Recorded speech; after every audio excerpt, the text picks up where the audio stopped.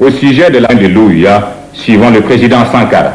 Et c'est pourquoi je voudrais proposer, Monsieur le Président, que nous établissions un barème de sanctions pour les chefs d'État qui ne répondent pas présents à l'appel, faisant en sorte que, par un ensemble de points de bonne conduite, ceux qui viennent régulièrement, comme nous par exemple, puissent être soutenus dans certains de leurs efforts. Exemple, les projets que nous soumettons à la BAD, la Banque africaine de développement, doivent être affectés d'un coefficient d'africanité. Les moins africains seraient pénalisés. Et comme cela, tout le monde viendra aux réunions ici. Le président du CNR et du FASO aborde maintenant le problème de la dette des pays africains. Nous estimons que la dette s'analyse d'abord de par ses origines. Les origines de la dette remontent aux origines du colonialisme. Ceux qui nous ont prêté de l'argent, ce sont ceux-là qui nous ont colonisés. Ce sont les mêmes qui géraient nos États et nos économies. Ce sont les colonisateurs qui endettaient l'Afrique auprès des bailleurs de fonds, leurs frères et cousins. Nous étions étrangers à cette dette. Nous ne pouvions donc pas la payer. La dette, c'est encore le néocolonialisme où les colonisateurs se sont transformés en assistants techniques. En fait, nous devrions dire qu'ils se sont transformés en assassins techniques. Et ce sont eux qui nous ont proposé des sources de financement, des bailleurs de fonds internes que l'on emploie chaque jour, comme s'il y avait des hommes dont le bâillement suffisait à créer le développement chez les autres. Ces bailleurs de fonds nous ont été conseillés, recommandés. On nous a présenté des montages financiers alléchants, des dossiers. Nous nous sommes endettés pour 50 ans, 60 ans, même plus. C'est-à-dire que l'on nous a amenés à compromettre le peuple pendant 50 ans et plus. Mais la dette, c'est sa forme actuelle. Contrôlée, dominée par l'impérialisme. Une reconquête savamment organisée pour que l'Afrique, sa croissance, son développement obéissent à des paliers, à des normes qui nous sont totalement étrangères, faisant en sorte que chacun de nous devienne l'esclave financier, c'est-à-dire l'esclave tout court de ceux qui ont eu l'opportunité, la ruse, la fourberie de placer les fonds chez nous avec l'obligation de rembourser. On nous dit de rembourser la dette. Ce n'est pas une question morale. Ce n'est pas une question de ce prétendu honneur que de rembourser ou de ne pas rembourser. Monsieur le Président, nous avons écouté et applaudi le Premier ministre de Norvège lorsqu'elle est intervenue ici même. Elle a dit, elle qui est européenne, que toute la dette ne peut pas être remboursée. La dette ne peut pas être remboursée. La dette ne peut pas être remboursée parce que, d'abord, si nous ne payons pas, nos bailleurs de fonds ne mourront pas. Soyons-en sûrs. Par contre, si nous payons, c'est nous qui allons mourir. Soyons-en sûrs également. Ceux qui nous ont amenés, ceux qui nous ont conduits à l'endettement, ont joué comme dans un casino. Quand ils gagnaient, il y avait plein de débats. Maintenant qu'ils ont perdu au jeu, ils nous exigent le remboursement. Et l'on parle de crise. Non, Monsieur le Président, ils ont joué, ils ont perdu, c'est la règle du jeu. La vie continue.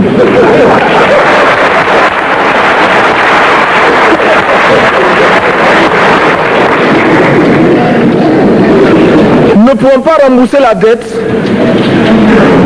parce que nous n'avons pas de quoi payer. Nous ne pouvons pas rembourser la dette Parce que nous ne sommes pas responsables de la dette. Nous ne pouvons pas payer la dette parce qu'au contraire, les autres nous doivent ce que les plus grandes richesses ne pourront jamais payer, c'est-à-dire la dette de sang. C'est notre sang qui a été versé. On parle du plan Marshall qui a refait l'Europe économique, mais on ne parle jamais du plan africain qui a permis à l'Europe de faire face aux hordes hitlériennes lorsque leur économie était menacée, leur stabilité était menacée. Qui a sauvé l'Europe? C'est l'Afrique. On en parle très peu. On en parle si peu que nous ne pouvons pas, nous, être complices de ce silence ingrat. Si les autres ne peuvent pas chanter nos louanges, nous avons au moins le devoir de dire que nos pères furent courageux et que nos anciens combattants ont sauvé l'Europe et finalement ont permis au monde de se débarrasser du nazisme. La dette, c'est aussi la conséquence des affrontements. Et lorsque l'on nous parle aujourd'hui de crise économique, on oublie de nous dire que la crise n'est pas venue de façon subite. La crise existe du tout temps. Et elle ira en s'aggravant chaque fois que les masses populaires seront de plus en plus conscientes de leurs droits face aux exploiteurs. Il y a crise aujourd'hui parce que les masses refusent que les richesses soient concentrées entre les mains de quelques individus. Il y a crise parce que quelques individus déposent dans des banques à l'étranger des sommes colossales qui suffiraient à développer l'Afrique. Il y a crise parce que face à ces richesses individuelles que l'on peut nommer, les masses populaires refusent de vivre dans les ghettos, dans les bas quartiers. Il y a crise parce que les peuples partout refusent d'être dans Soweto face à Johannesburg. Il y a donc lutte et l'exacerbation de cette lutte amène les tenants du pouvoir financier à s'inquiéter. On nous demande aujourd'hui d'être complices de la recherche d'un équilibre.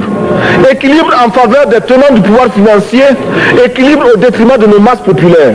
Non, nous ne pouvons pas être complices. Non, nous ne pouvons pas accompagner ceux qui sucent le sang de nos peuples et qui vivent la sueur de nos peuples. Nous ne pouvons pas les accompagner dans leur démarche assassine.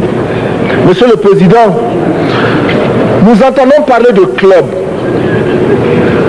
Club de Rome, club de Paris, club de partout. Nous entendons parler du groupe des 5, du groupe des 7, du groupe des 10, peut-être du groupe des 100, et que sais-je encore. Il est normal que nous créions notre club et notre groupe. Faisons en sorte que dès aujourd'hui, Addis Abeba devienne également le siège, le centre d'où partira le souffle nouveau, le club d'Addis Abeba. Nous avons le devoir aujourd'hui de créer le front uni d'Addis Abeba contre la dette. Ce n'est que de cette façon que nous pourrons dire aux autres, en refusant de payer la dette, nous ne venons pas dans une démarche belliqueuse. Au contraire, c'est dans une démarche fraternelle pour dire ce qui est. Du reste, les masses populaires en Europe ne sont pas opposées aux masses populaires en Afrique. Mais ceux qui veulent exploiter l'Afrique, ce sont les mêmes qui exploitent l'Europe. Nous avons un ennemi commun. Donc, notre club, parti d'Addis Abeba, devra également dire aux uns et aux autres que la dette ne saurait être payée.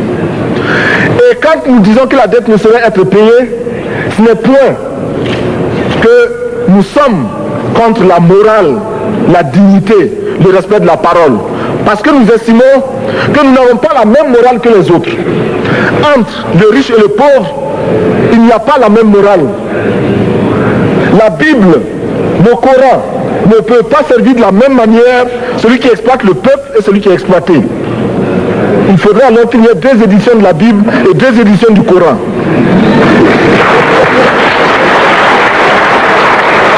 Nous ne pouvons pas accepter qu'on nous parle de dignité. Nous ne pouvons pas accepter que l'on nous parle de mérite de ceux qui payent et de perte de confiance vis-à-vis de ceux qui ne paieraient pas. Nous devons au contraire dire que c'est normal aujourd'hui.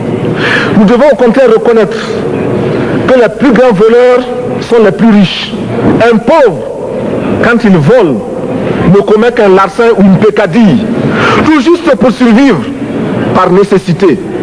Les riches, ce sont eux qui volent le fisc, les douanes et qui exploitent le peuple. Monsieur le Président, ma proposition ne vise pas simplement à provoquer ou à faire du spectacle. Je voudrais dire ce que chacun de nous pense et souhaite. Qui ici ne souhaite pas que la dette soit purement et simplement effacée? Celui qui ne le souhaite pas, il peut sortir, prendre son avion et aller tout de suite à la Banque mondiale payer. Tous nous souhaitons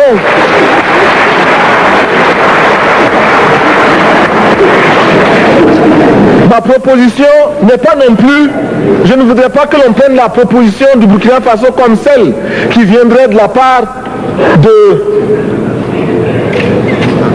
de jeunes sans maturité, sans expérience. Je ne voudrais pas non plus que l'on pense qu'il n'y a que les révolutionnaires à parler de cette façon. Je voudrais que l'on admette que c'est simplement l'objectivité et l'obligation.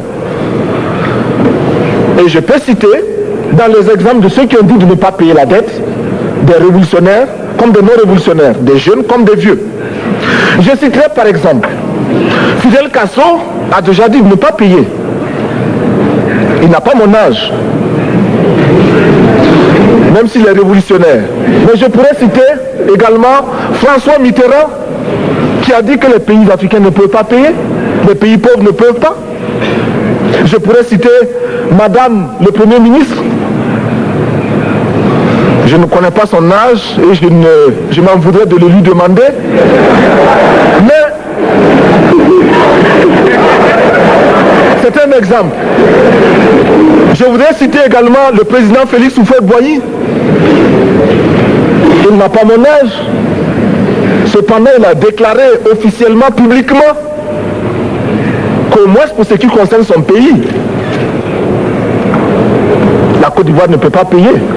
Or, la Côte d'Ivoire est classée parmi les pays les plus aisés d'Afrique, au moins d'Afrique francophone. C'est pourquoi d'ailleurs il est normal qu'elle paye plus en contribution ici. Mais, Monsieur le Président, ce n'est donc pas de la provocation. Je voudrais que très sagement, vous nous offriez des solutions. Je voudrais que notre conférence adopte la nécessité de dire clairement que nous ne pouvons pas payer la dette. Non pas dans un esprit belliqueux, belliciste. Ceci pour éviter que nous n'allions individuellement nous faire assassiner. Si le Burkina Faso tout seul refuse de payer la dette, je ne serai pas là à la prochaine conférence. Par contre, avec le soutien de tous, dont j'ai besoin,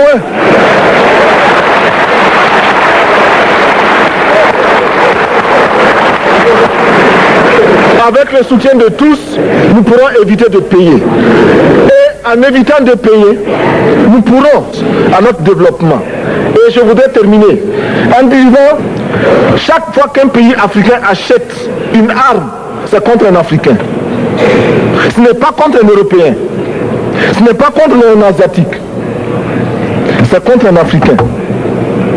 Par conséquent, nous devons également, dans la lancée de la résolution de la question de la dette, trouver une solution au problème de l'armement. Je suis militaire et je porte une arme. Mais Monsieur le Président, je voudrais que nous nous désarmions. Parce que moi, je porte l'unique arme que je possède et d'autres ont camouflé les armes qu'ils ont.